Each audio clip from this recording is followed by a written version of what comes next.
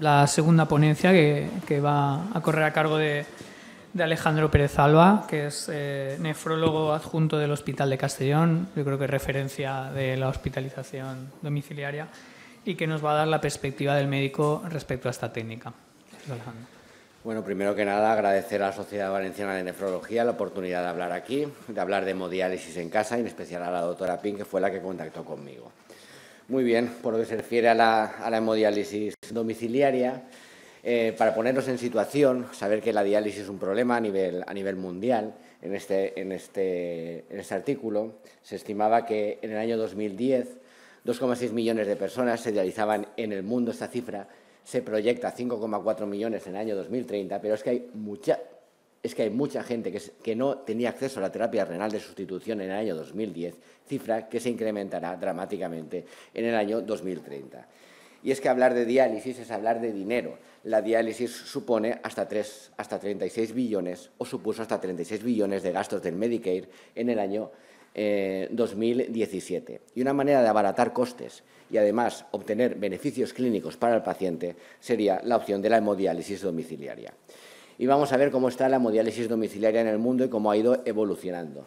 Pues estos son datos de pacientes prevalentes sobre el total de la población que se dializa y que están en hemodiálisis domiciliaria. Pues podéis ver que en los anales de la hemodiálisis, cuando el Tribunal de la Muerte de Seattle, ¿no?, pues mucha gente consiguió salvar sus vidas gracias a que se hemodializaba en sus domicilios. Posteriormente, por diferentes motivos, que en los cuales no voy a entrar, si queréis luego me los preguntáis, ¿vale?, fue disminuyendo hasta prácticamente desaparecer. En todos los lugares, ¿no?, hubieron 2 sitios que resistieron, ¿no?, como los galos, que fueron Australia y Nueva Zelanda. En estos sitios se ha mantenido alta la prevalencia de pacientes en hemodiálisis domiciliaria. En el resto de países prácticamente desapareció. Hasta principios de este siglo, del año 2000, ¿vale?, en que nuestros pacientes se nos siguen muriendo mucho, y se nos siguen muriendo mucho a pesar de novedosas técnicas y mejores técnicas de diálisis que tenemos. Esto nos obliga a ir a una diálisis más frecuente, precisamente para evitar, como os he dicho antes, el fatídico fin de semana. Progresivamente ha ido aumentando el porcentaje de pacientes en hemodiálisis domiciliaria en el mundo, y podéis ver países como Canadá, Dinamarca o Finlandia que pueden llegar hasta el 7% de pacientes en hemodiálisis en casa. Y en estos sitios donde más hemodiálisis en casa se hace, también es donde más diálisis peritoneal se hace, países grandes o países pequeños. ¿Y cómo estamos en España en la hemodiálisis domiciliaria? Pues tenéis datos sacados del registro europeo, que afortunadamente nos da los datos por comunidades y luego los podemos agrupar, creo que es una ventaja, donde se hemodializaban en casa en nuestro país 124 pacientes en el año 2016, un 0,5% del total de la población en diálisis. Podéis ver en la Comunidad Valenciana hasta 29 pacientes, en Navarra 13, 21 en la Comunidad de Madrid. Están los que están por encima de la media. Posteriormente, si me voy a datos del 2019, la cifra creció hasta 213 pacientes, el 0,8% del total de la población dialítica. Actualmente estaremos pues levemente por encima del 1%. Y podéis ver la cantidad de valencianos que se hemodializaban en casa. Somos la primera comunidad en número de pacientes que se hemodializan en casa, 78, rozábamos el 2%, y porcentualmente Navarra estaba por encima de nosotros, 4%, pero claro, hay más valencianos que navarros, ¿no? Los sitios donde más hemodiálisis domiciliaria se hace en España, pues Galicia, Comunidad Madrileña, Navarra, y nosotros la Comunidad Valenciana. Y si me voy a datos del registro valenciano, en cuanto a número de pacientes en hemodiálisis domiciliaria, podéis ver cómo ha crecido y adquiere la gráfica una morfología exponencial. Preferentemente, a partir del año 2014, y a César lo que es del César, lo que hizo que esto creciera fue el monitor de la NX Stage cuando nos vino a España. Estos son porcentajes también extraídos del REN renal, donde podéis ver el porcentaje de pacientes que se realiza diálisis peritoneal y el porcentaje de pacientes que se realiza hemodiálisis domiciliaria en los diferentes años, ¿vale? Y esto por provincias. Podéis ver cómo hay una tendencia al estancamiento en los diferentes lugares de la diálisis peritoneal y un leve crecimiento de la hemodiálisis domiciliaria. Si nos vamos al año 2019, se confirma esta tendencia, tanto de crecimiento leve de la hemodiálisis en casa como de estancamiento de la diálisis peritoneal. Y por provincias, en relación a la hemodiálisis domiciliaria, pues en Castellón 4,1%, en Valencia ya está en un 2%, y en Alicante, donde hay menos porcentaje, sí que es cierto que desde el año 2017, que prácticamente no existía, sí que ha crecido con respecto al año 2019 hasta un 0,7%, que no está nada mal. Nosotros en Castellón el programa lleva desde el año 2007, lo empezó el doctor Ramón Pons en el hospital. Nosotros hemos entrenado a 73 pacientes, actualmente los tenemos en fase de entrenamiento, hemos tenido 4 fallos de entrenamiento. El entrenamiento es un momento crucial y es un momento que tenemos que tener mucho cuidado con el paciente porque vamos a perder muchos pacientes o podemos perder muchos pacientes en el entrenamiento, motivos médicos y sobre todo motivo del propio paciente, que se canse o que no le convenza. De estos 73 pacientes hemos conseguido llevar a casa a 68 pacientes, hemos tenido 6 éxitos, 21 trasplantes y 13 salidas de programa. Incluso hemos tenido un paciente que recuperó función renal residual, un paciente que estaba mucho tiempo en hemodiálisis en centro, lo llevamos a hemodiálisis domiciliaria y finalmente lo sacamos de programa por aquello de la preservación de la función renal residual, que como ha dicho Carmen María es tan importante, ¿no? Actualmente tenemos 27 pacientes. De las salidas de programa fueron pues, preferentemente por problemas médicos y uno por problemas de acceso vascular. En relación a los monitores que hemos utilizado, pues empezamos con el monitor Nikiso, ¿vale? Y podéis ver cómo era lo que utilizamos, era un monitor convencional. Posteriormente vino la NX Stage en verde, que nos dio el boom de la hemodiálisis domiciliaria. Luego Baxter sacó el AK98 con la posibilidad de aplicar Teranova y actualmente tenemos también la opción del monitor de bajo flujo Fisidia. Podéis ver aquí abajo los que han estado en hemodiálisis con un flujo de baño bajo en azul y los que tengo o los que he ido introduciendo con monitores de flujo de baño convencional. En cuanto a los monitores, pues aquí tenéis el Nikiso, que fue en realidad el segundo que utilizamos. ¿Vale? Tenéis una foto de la Fresenius 2008, la BabyQ, que se utiliza en Estados Unidos. Estos monitores que permiten, pues permiten introducir filtros de alta permeabilidad, diversificar los filtros, un flujo de diálisis convencional en el cual pues, nos podemos encontrar más cómodos y permite regímenes cortos diarios al modo europeo o americano, regímenes frecuentes nocturnos al modo canadiense o regímenes convencionales en casa al modo australiano. Ahora tenemos el monitor AK98 que permite introducir el filtro de Teranova y por tanto hemodiálisis expandida en domicilio y si queremos también eliminar moléculas de mayor peso molecular tenemos la posibilidad de hacer hemodiafiltración online. Hay experiencias en la comunidad madrileña de hemodiafiltración online en casa. Esto tendría mayor utilidad probablemente en regímenes cortos diarios, pudiera permitir una menor frecuencia de 4 veces a la semana o hemodiálisis alterna, con lo cual una menor dependencia del cuidador y muy importante la telemedicina, que en mi caso me ofrece este monitor, la AK98, que contacta directamente con el sistema Versia, que es el sistema de integración del manejo de paciente renal en el Hospital General de Castellón. Todos ya creo que conocéis este monitor, el ciclador NX Stage, ¿vale? Este es el que tenemos actualmente en la Comunidad Valenciana y en España, ¿vale? A pesar de que desde que vino en el año 2014 nos hemos hartado de pedirles a las diferentes casas comerciales que lo han llevado un sistema de telemedicina que nos pueda reportar los datos al propio hospital para ver exactamente qué es lo que hace el paciente. Pues nada, hasta la fecha, desde el 2014 ahora, en este monitor no tenemos nada.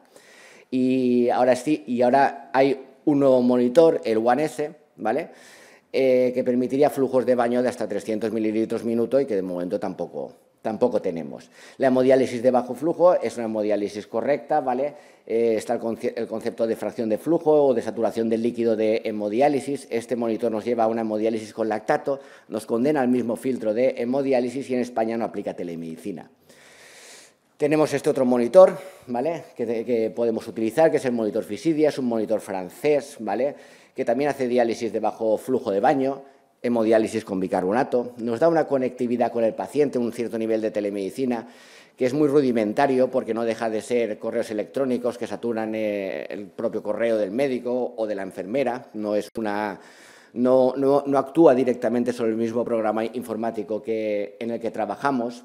Nos da una gran ventaja que es la versatilidad del filtro, nos permite líquido estéril, no ultra puro, estéril, con las ventajas que esto supone, pero también con sus desventajas del alto fungible. Existen otros monitores que no tenemos en España, como la Tablo, que se utiliza en Estados Unidos y que por mediación de un sistema de ósmosis alcanzaría flujos de diálisis de 300, o la británica Quanta SC, que alcanzaría incluso flujos de baño superiores. Bien, pero ¿funciona esto de lo que es la hemodiálisis de bajo flujo? Pues bien, esto es una gráfica de porcentajes de reducción semanal de diferentes toxinas urémicas, ¿vale?, en relación al peso molecular. En azul lo que hemos hecho es, lo que tenemos es una hemodiálisis con un filtro de alta permeabilidad 2 horas y media, 5 veces a la semana. En rojo tenemos la misma pauta de hemodiálisis con el monitor NX Stage y en verde tendríamos la hemodiafiltración online con volumen convectivo por encima de 20 litros 3 veces a la semana. Pues podéis ver que incluso hasta la beta-2 microglobulina, ¿vale?, la mayor frecuencia superaría a la reducción semanal de beta-2 que se consigue con la online, pero a partir de los 17.000 daltons de la mioglobina, la online probablemente tenga una mayor capacidad depurativa de estas moléculas de mayor peso molecular.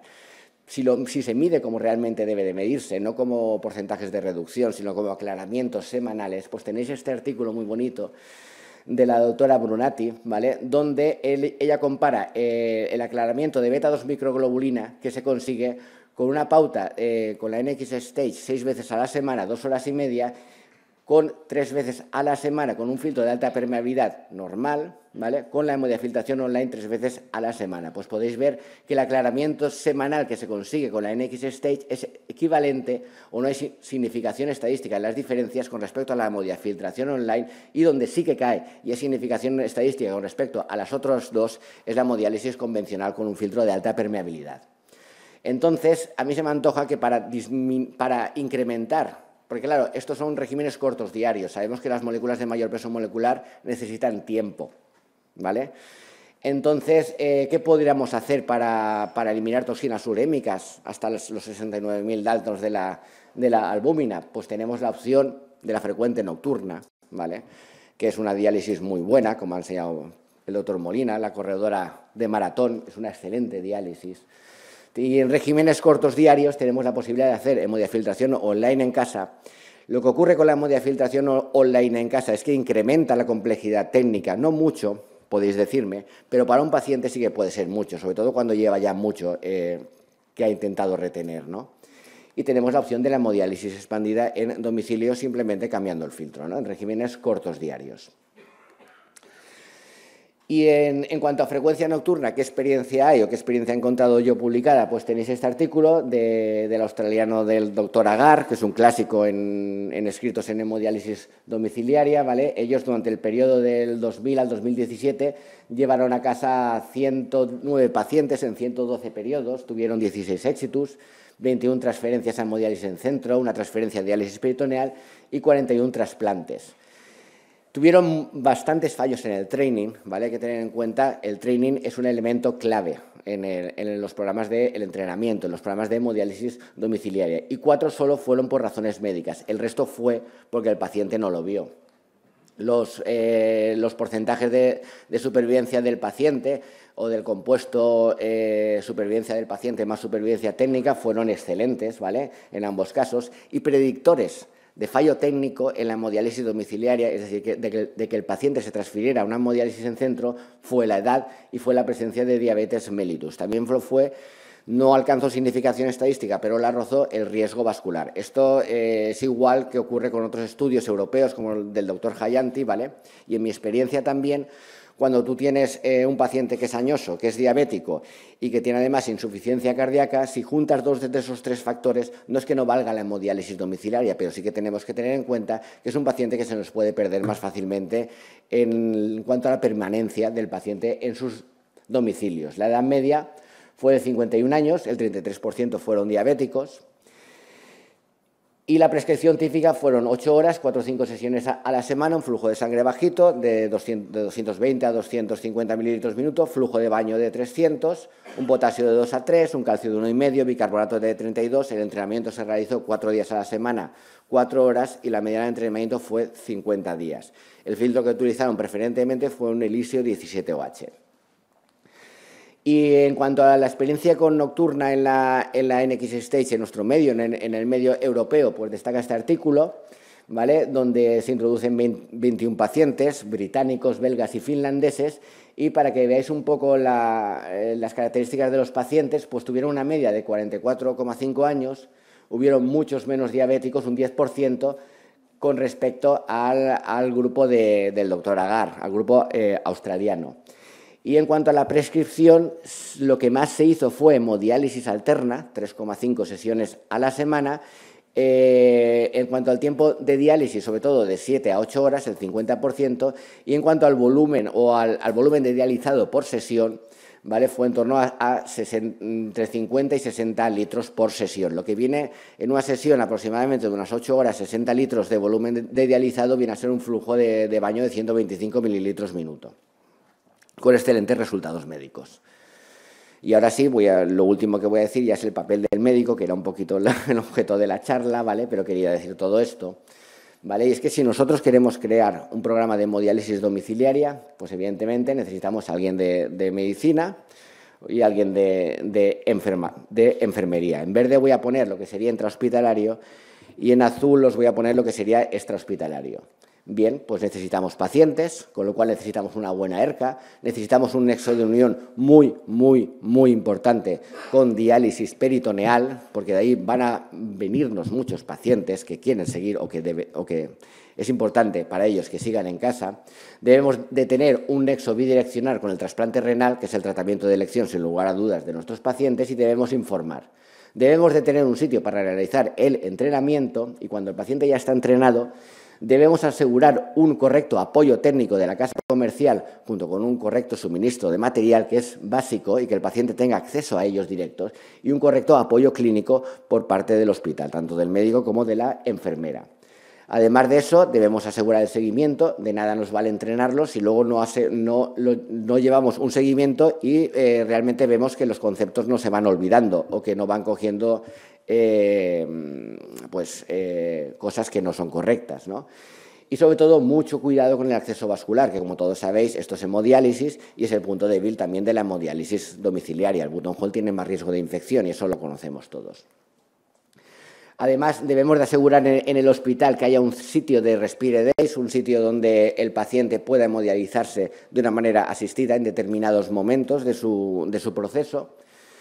Si queremos mantener al paciente en el tiempo en casa, pues lo mejor es tener un apoyo de telemedicina, por eso es muy importante la telemedicina. No podemos ya seguir hablando de hemodiálisis domiciliaria sin meter las TIC, las tecnologías de la información y de la comunicación. Es un claro error. Y además, si contamos con una enfermería rotante que va en determinados momentos a los domicilios del paciente, pues mejor que mejor, más se mantiene, más supervivencia técnica. Si eso lo juntamos con que hay que darles mucha importancia al cuidador, y sobre todo si tenemos, como habéis dicho antes, el apoyo de un psicólogo, dietista y un paciente experto, pues mejor que mejor. Y no vale solo con esto. Tenemos que medir lo que estamos haciendo y tenemos que corregir lo que vamos haciendo mal, ¿vale? Así pues, no es el papel del médico, es el papel del médico y del enfermero o de la médica y la enfermera, ¿vale? Y son esos dos elementos los que deben de cerrar el círculo para que todo funcione. Muchas gracias.